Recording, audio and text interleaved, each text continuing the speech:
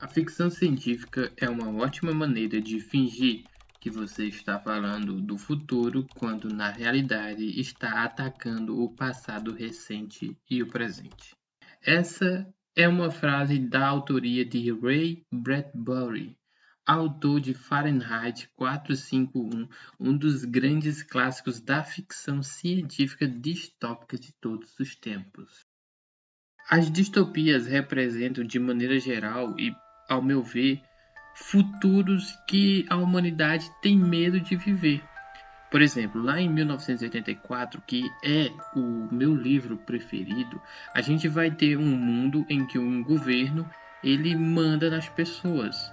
As pessoas são vigiadas sempre, a história é sempre reescrita e o governo faz isso para poder alienar aquelas pessoas. E, de maneira geral, essas histórias de distopia sempre vão estar envoltas a governos autoritários que mandam nas pessoas. Assim como 1984, existem outros livros com essa temática. Nós, por exemplo, é um desses. Talvez o Nós ele não seja tão famoso, mas o Nós ele é o livro que inspirou diretamente o 1984. Mais famosos do que nós, existe o Admirável Mundo Novo, esse aí que é definitivamente um clássico da ficção científica.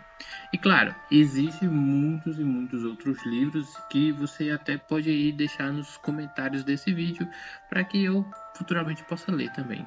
Mas especificamente no vídeo de hoje a gente vai tratar aqui de Fahrenheit 451, que é esse clássico do Ray Bradbury.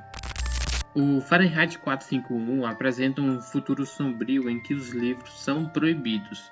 O pensamento independente é visto como um ato de dissidência e o prazer superficial substitui a reflexão profunda. Ou seja, as pessoas estão alienadas e estão vivendo num mundo que lhes convém. O protagonista dessa história é o Guy Montag, e que é um bombeiro. Só que nessa história aqui, nesse contexto, os bombeiros queimam os livros. O número 451 representa a temperatura em que o papel entra em combustão. E esse número 451 Fahrenheit equivale a 233 graus Celsius. E o recado que a obra passa é que os bombeiros estão fazendo uma destruição intencional e autorizada do conhecimento e da liberdade de pensamento, porque o livro deixa muito claro que os livros que as pessoas liam faziam com que elas pensassem. E até a história aponta que quando elas começavam a pensar, elas começavam a sofrer com isso. Então, a medida tomada pelo governo é proibir os livros e proíbe esses livros queimando-os. Fahrenheit 451 é ambientado em um futuro indefinido em uma América hedonista e anti-intelectual que perdeu completamente o controle sobre o pensamento crítico. Qualquer pessoa que é flagrada lendo livros é no mínimo internada lá num manicômio. Os livros são estritamente ilegais e quando encontrados são queimados pelos bombeiros. Entre os títulos proibidos estão as obras clássicas de autores como Whitman, Faulkner e há algumas citações bíblicas que são feitas corriqueiramente ao longo da narrativa. O protagonista aqui dessa história, o Guy Montag, é um bombeiro que, seguindo o legado do seu pai e avô, acredita firmemente na função, que é a de queimar os livros. Ele acredita tanto e acha que isso é extremamente correto. O Guy ele se lembra de uma passagem especial em sua vida, de uma ocasião em sua infância em que durante uma queda de energia sua mãe acendeu uma vela. A chama no escuro proporcionou uma luz incomum, na qual Montag encontrou uma sensação de segurança e conforto. É quase uma licença poética ali para que ele seja esse bombeiro que bota fogo nas coisas. Fahrenheit 451 reflete temas perturbadores que marcaram o período em que foi escrito, embora as suas interpretações tenham muitas vezes divergido da intenção original do Bradbury. Entre os temas que comumente se associam à obra estão a força destruidora do pensamento, representada pela censura que ocorreu lá nos anos de 1950, as queimadas dos livros promovidas pelo regime nazista em 1933 e o terror das explosões nucleares. Uma ironia histórica é que em 1967 uma edição censurada foi publicada sem o conhecimento do Bradbury, suprimindo palavras como droga e inferno para adequá-las ao público escolar. Em edições posteriores, foi incluído um epílogo no qual o autor descreve esse evento e compartilha reflexões adicionais sobre a censura e o revisionismo bem intencionado. Engraçado que o romance ele é frequentemente interpretado como uma crítica à censura imposta pelo Estado, embora o próprio autor, o Bradbury, tenha contestado essa visão. Em uma entrevista de 2007, ele explicou que o livro se concentra nos efeitos da televisão e da mídia de massa sobre a educação literária e o hábito da leitura, alertando para a superficialidade cultural promovida por esses meios em detrimento do pensamento profundo e do engajamento com a literatura.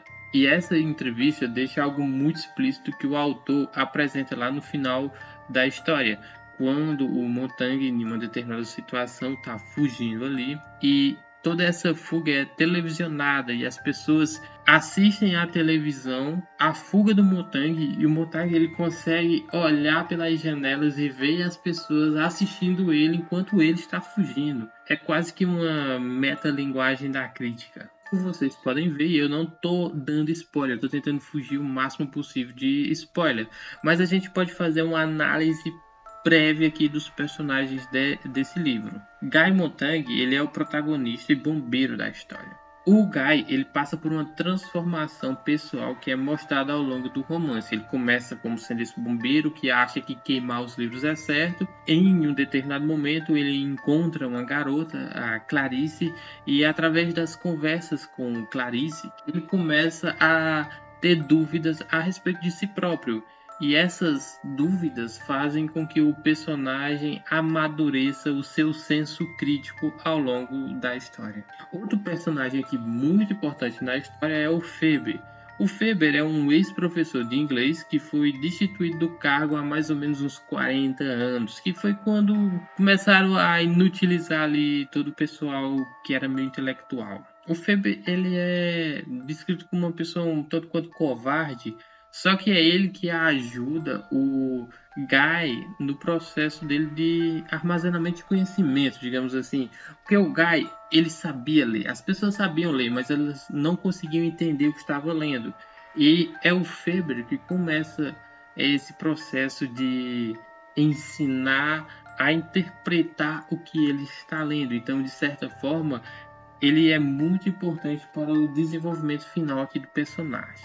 Existem mais 3 personagens aqui que são bastante interessantes a se tratar. Eu já falei de Clarice, que é a moça que aparece, mas cabe falar que a Clarice ela não é o interesse amoroso do Montague. Na realidade, o Montague é casado com a Mildred, que é uma pessoa que representa as pessoas alienadas daquele mundo ali. E ela é exatamente o contraste da Clarice, que é uma jovem, extrovertida, alegre, curiosa, intuitiva, que faz muitas perguntas.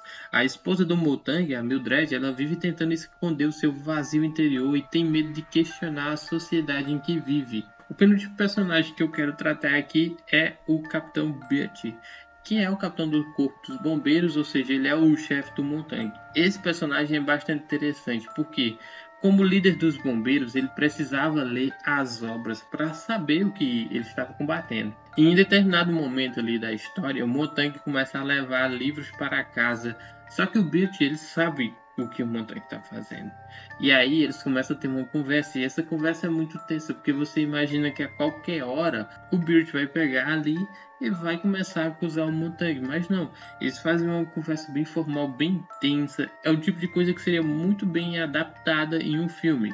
Aliás, essa história aqui, ela tem diversas adaptações. Eu não assisti nenhuma porque eu gostei da história e pra mim já tá bom. Mas se você assistiu esses filmes, deixe aí nos comentários. Por fim, eu gostaria de citar o cão de caça mecânico conhecido como Sabujo. Esse Sabujo é uma criação bem específica do livro. Ele é uma máquina de 8 patas. Ele é descrito como um cachorro de 8 patas insensível programado para caçar e matar aqueles que desafiam o sistema. É basicamente o Terminator lá no Terminator 1. É uma máquina programada para fazer o serviço dela e pronto. Em determinado momento, lá, o nosso querido Sabujo, ele vai atrás de Motari. E aí a gente vai ter um desenrolar de história que eu não vou dar spoiler aqui, eu espero que você leia o livro e se interesse também aqui pelo Sabujo como eu me interessei. E em linhas gerais, eu recomendo muito essa leitura. É uma leitura rápida, diferente de 1984, que é um livro maior. O Fahrenheit 451 é um livrinho curtinho, então você pode ler de boa. Até você que não gosta de ler, vai ler ali e vai passar muito rápido. Eu evitei dar spoilers aqui, então provavelmente você não vai saber o enredo da história, vai saber o ambiente em que tudo está situado e mais ou menos o que vai acontecer. E esse é o vídeo de hoje. Espero que tenham gostado. Espero que leiam esse livro se não tenham lido. Espero que se leiam, comentem o que achou. Curta esse vídeo, se inscreva no canal, veja os outros vídeos que estão aparecendo aqui na tela. E até a próxima.